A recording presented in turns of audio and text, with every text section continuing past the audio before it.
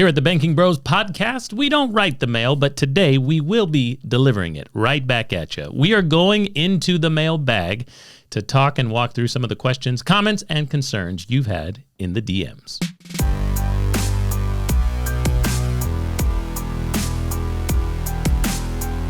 Welcome back and good day to you. Maybe you're binge watching or listening to us. This is the Banking Bros podcast. Here at the Cash Compound, we create code cracking cash flow conversations for you. I'll be half of your hosts this morning, or well, it's morning when we record it. Yep. But they might be listening to it whenever during the day. I tend to listen to when do you listen to your podcast? That's a great question. I'm a podcast listener. It's really the gym. And if it's cleaning at the house. Jonah, where do you take yours in? In the car. I'm a car podcast listener only, basically. I know that I listened to one in the shower last night, but generally I'm a car podcast listener only. Time out. Hold on. So do you have a shower speaker or something? Because I can't, it's too loud for me. I put it on the top rim. Okay, gotcha. The top rim of the porcelain up there, right? And then turn it up all the way. I'll be good to go. I also listened to, in the car, really. I listened to a podcast with my 7-year-old son this morning, little kids podcast. Normally we listen to books, but this morning was a podcast, and he asked me, "Dad, what is a podcast?" While he's listening to it. Boy, did he stump me. I was like, it's, It's kind of like a radio show. But he doesn't know what that is either. Yep. And he stumped me. He got me good. I was like, just listen. It'll be fun. Okay. It's the same as a book. If you have no idea what you're listening to, this is the Banking Bros podcast. Okay.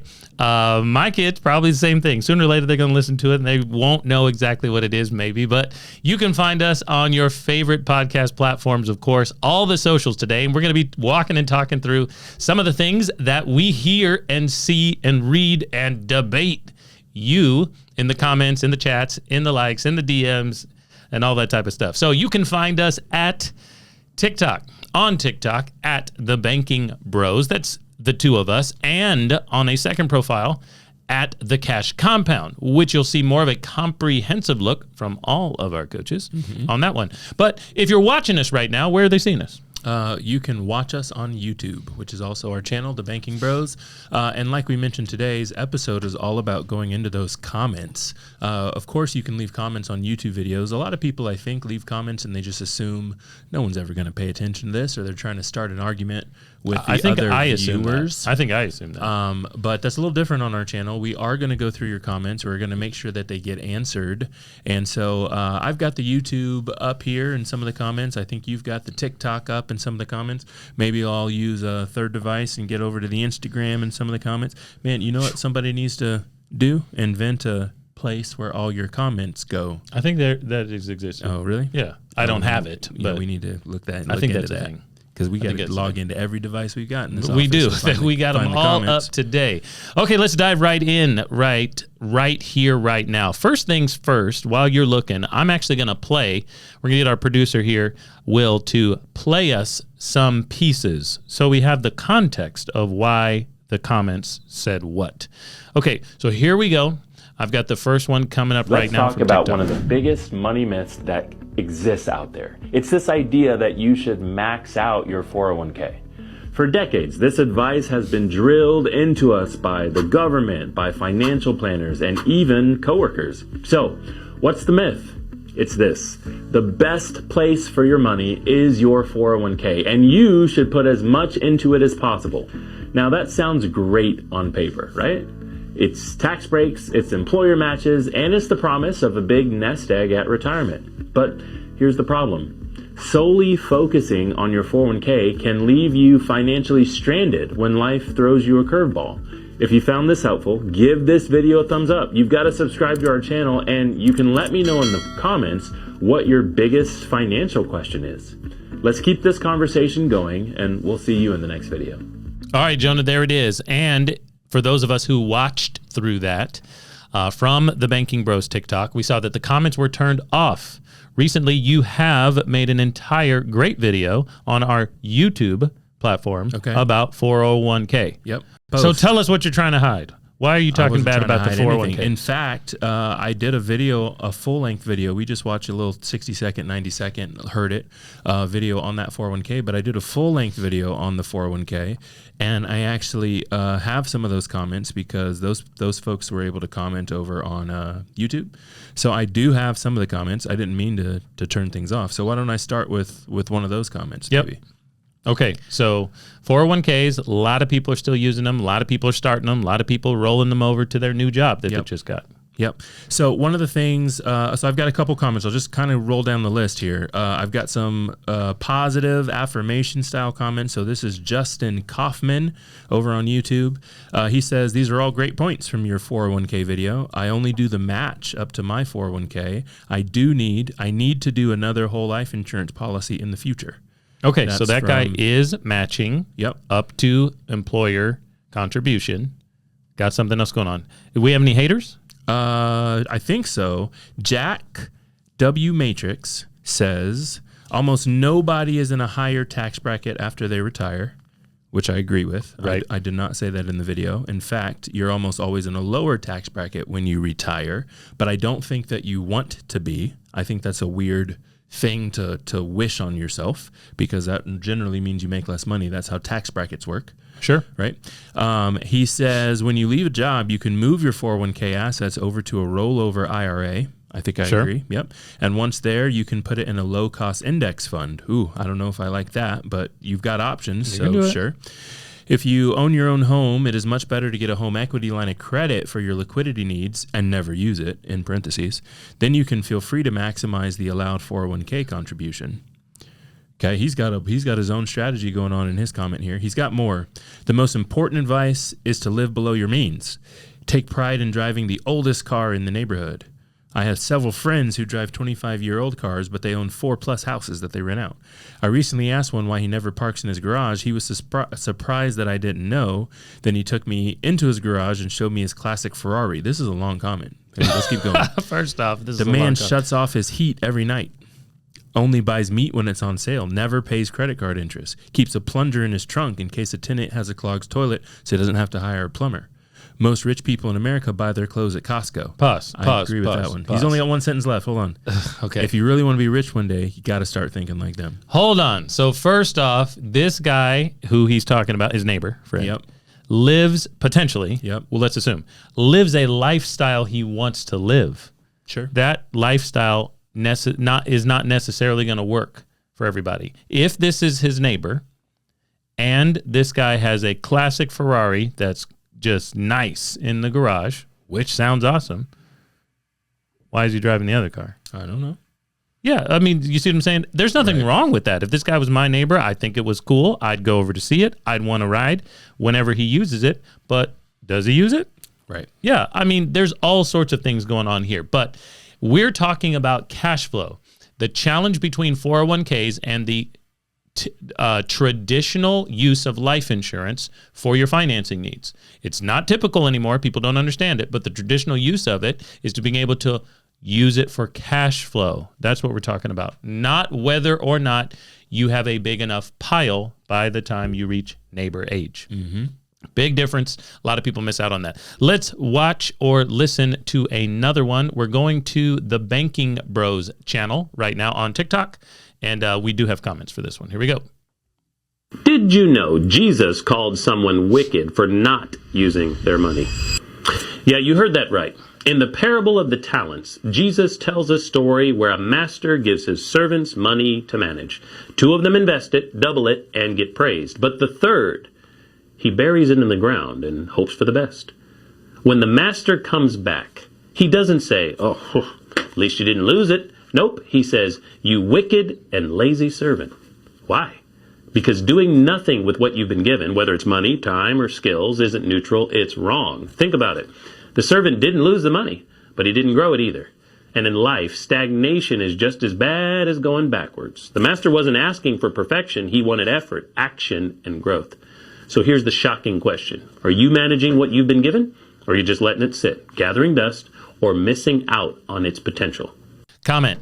I want your comments first. Yeah, I think that it was interesting. So I've read this parable before, and I don't know if it's specific to the version, right? Because there's all sorts of different versions you can read. Sure. But the version that I had talked about you should have at least put it in the bank to earn interest. And I thought there's also two different parables. You can get it in Matthew and Luke or something like that. Right. You get it two different places. Yeah. And I always thought that was really, really interesting. So, man, it's a thought, it's a thinker, right? It helps you understand, oh man, I'm supposed to be stewarding this. I'm supposed to be using it. I'm supposed to be doing something. Did you know Jesus called someone not just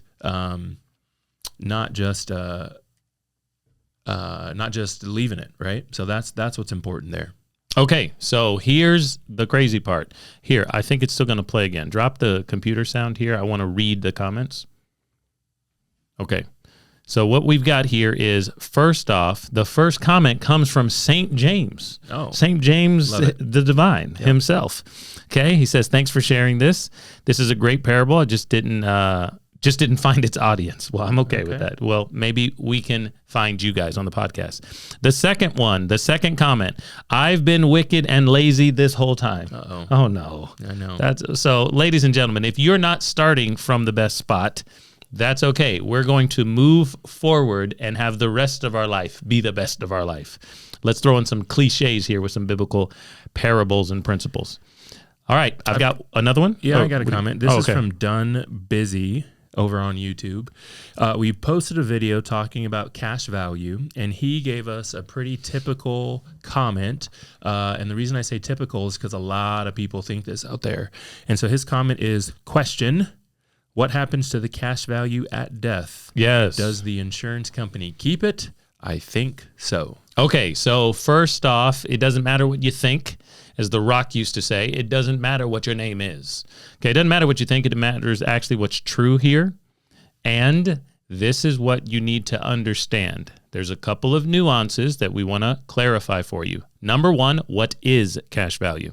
The easiest way to talk through it without looking at it or checking out some chart, cash value is the equity of your policy. Your policy is the big number, the death benefit. The equity of that is what cash value is. Yep. Okay, so more, now get it out of the equity is easy for people to understand because they understand that they have equity sometimes in their cars and they have equity in their house, right, in their real estate. So reminder to everybody out there, we say this a lot. We're glad that you're asking. That means there are a lot of new people looking at our stuff, is that death benefit in life insurance is the gross benefit for later, right? We're not dead. We're talking to you right now. That'll come later. That's the gross. The net now is cash value. It is the liquid, if you want to make it liquid anyway, liquid net equity of your policy. That's right. Okay, so that's going to help a lot of people. So does the insurance company keep it? Well, it's the equity. That means you could have used it yesterday. If you don't use it, the gross will pay out to your friends, family, church, and charities. Okay, so think about that for a second. I said it fast. You know what's going on. You just don't think about it in terms of life insurance very much. Number two, if you have a customized contract, we say that a lot around here, a customized contract, structurally designed on purpose for the use of banking, we're going to build you policies, and you'll see them all over the internet, even on other channels, where cash value and paid-up additions work together to rise the death benefit. The death benefit is going up, so their cash value is still the equity of it, but the death benefit is getting higher.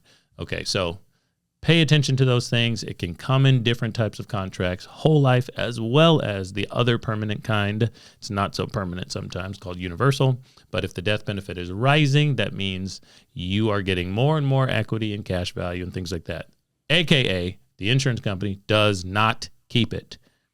They give you the gross there you go. At the end. Okay. All right, Brianna Rendell. If I have an outstanding loan of $500, will the insurance company allow me to pay back $700, even though the balance is only $500? Great question there. So it depends on how your custom contract is structured. Yep. And we hope that you can. That would make the policy perform better for you for cash today. And it'll be bigger at gross time when you're dead. And it depends on the writers and the way it was constructed in the beginning. We'd be happy to walk you through that. If anyone out there needs a policy walkthrough. You've got life insurance. You're not sure if you have life insurance. You need to talk to somebody about it. We offer free coaching calls. We'd love to walk you through what you got. That's it. I asked this question on YouTube, and I've got an answer because somebody made a comment. I said, which is more important? Would you rather use your cash value to capitalize a lucrative investment opportunity, or would you rather use it to eliminate your high-interest credit card debt? And Hollingsworth Household said, it depends. If one can earn more than the higher interest rate, then you can earn a spread. You can change the math in your favor by putting all your extra earnings toward the high interest debt and lowering the overall bad interest debt because the amount owed becomes lower and lower with each additional payment, creating arbitrage in your favor. So that is one way to look at it. But again, the question is, which would you rather, which is more important to you, using your cash value for an investment or paying off the high interest credit card debt? Hollingsworth makes a great point. It depends. It depends on what's important or priority to you right now. Depends on what these interest rates might be or the return on that investment. So I love that answer. Just remember that the liquid cash value, if you borrow against this policy, get some money, you can do whatever you want with it, and you can be flexible. So if you're going to do math or see a great opportunity like the Hollingsworth household, appreciate that comment, you can choose, you can decide and be in control. All right, Jonah, let's listen to another one, shall we? Let's put it on the screen and Don't get make into the it. same mistake I did when it comes to infinite banking. First off, we've got the 3-cup setup here, and premium is cup number 1. This pool of money represents the bill that you're paying each and every month or year to the insurance company. The blue cup, cup number 3, represents death benefit. It's how much money the insurance company's now got on lock for your family, friends, church, or charities when you die. So you gotta die one day, so we're gonna use whole life insurance. The type of permanent insurance we want to use is whole life insurance because the cost is fixed, the guarantees are there, and the growth is going to happen for the rest of your whole life. Cash value is cup number 2, the green cup, and it represents the net now for the gross benefit for later. So you can use, lose, or abuse these dollars here because the insurance company owes you so much more. So here's the mistake that I made, and so many people make this one. Don't make it when you're thinking about getting started with infinite banking. It's when you borrow against your policy. It's not a withdrawal of your money. See, if we decide to take some of this green cup money right here, cash value, because we want to buy a car or maybe go on vacation or get into an investment real estate deal, we're drawing against the value our money bought while our money is still in the game. So don't think of it as a withdrawal at all. Think of it as a loan, tax-free, that you can use while your dollars still guarantee your policy and guarantee its growth.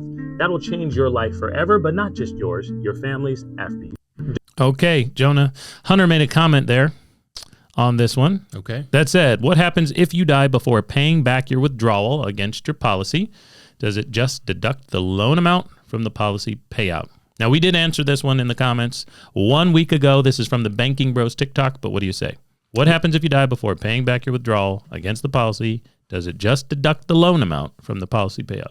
Yeah, there's a couple of things to dissect here. He mentioned the word withdrawal and the word loan, so I'll just talk about both of them. So if you die when you've got an outstanding loan, the loan, as soon as you actually took the loan, was deducted from your death benefit. It was deducted the second you took it. So if you pass away and you did not repay the loan, your beneficiaries still get the net proceeds of the death benefit. That is what it was. That's the full amount of the policy. That's the face amount. That's and whatever words you want to use. That's what your policy beneficiaries are getting. Okay, if you withdraw from your policy, again, there's some stipulations here. How much did you withdraw? When did you withdraw? That sort of thing. But the general idea is if you withdraw from your policy and you pass away, same results. The insurance company will send your beneficiaries the net proceeds of the death benefit. The death benefit kind of collateralizes the entire policy here, which makes a lot of what we do possible. So basically, anytime that you take money out of the policy, there is going to be some sort of deduction from the death benefit, and that is specifically how we build these policies. That's specifically why we build them that way and why we want to use them. So. Yep, appreciate that one. So if you have comments and questions, throw them in the chat. We'll answer them as soon as we see them. We got a team, and Jonah and I are in there doing our thing, but we would love to get you on the podcast as well. So I got one more from the Cash Compound. TikTok channel. Okay, let's watch this one from the top. Here we go. I hate to admit this about my infinite banking journey, but when I first started, I was not a good banker at all. What I was now a product holder of life insurance. I knew that I could borrow against that life insurance and use the cash value for stuff, but I wasn't a banker. And what we teach here at the Cash Compound is how to become your own banker. A banker would keep track of the numbers. A banker would send out as many loans as possible, as fast as possible, with the least amount of risk as possible. I wasn't doing that at the beginning. So we want to make sure that you know that around here, your coach is going to walk and talk you through how to be a good banker. Keep a ledger, repay your loans, and become wealthier each and every time, unlike the way I started. All right. Peter says, TikTok fad, don't fall victim. Life insurance is not an investment. TikTok fad.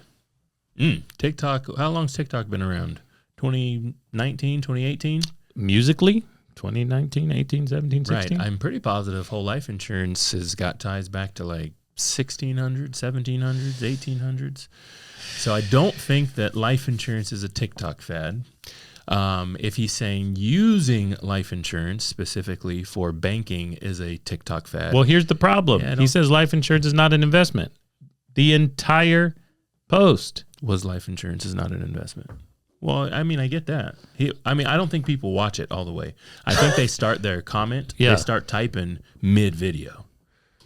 Mid-vid. Right? I mean, all you mid-vids out there, get out of here. I mean, that's just what I'm saying. They start their comment mid-video, and then they don't realize what's happening. But anyway. Yep. So we responded to this person and we said, we agree TikTok isn't an investment. We never said it was. We never said the word investment. We said banker. We said banks send out loans. We said banks repay loan or get loans repaid.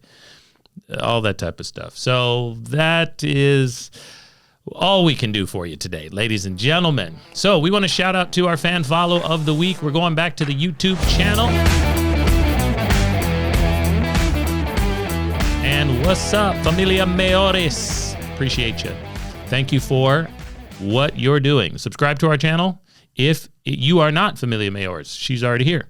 And get in the game with us. Ask your questions, comments, and concerns. And Jonah, if they're too nervous, I think we can send them over to Facebook. They might have questions that we didn't answer today. Where do they find us? Sure. So we've got a Facebook group called Infinite Bankers. And if you want to find us there and communicate with some other people that are just getting started with infinite banking, been in infinite banking for a while, get your questions answered, you've got to join us there. It's called Infinite Bankers. You'll see our logos and faces on that group. It's a private group. We do want to let you in. Make sure that the group is curated for people who are actually interested in learning. But if that's you, you should jump there and you can find us. Okay, and remember, ladies and gentlemen, podcasts are when people talk on microphones and in studios, and then they put it on. And they put it on the internet. Yep, I guess. So if you're 7 or under, now you know. Peace.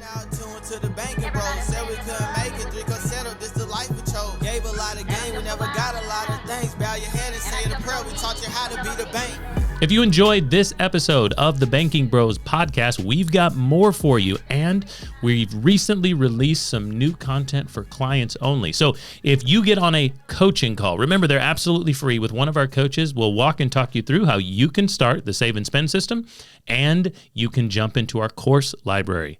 There is a new dividends course this spring for our clients. So if you've already started this process, make sure you know what the guarantees are and how those bonus annual profits work in the dividends course. We'll see you there soon.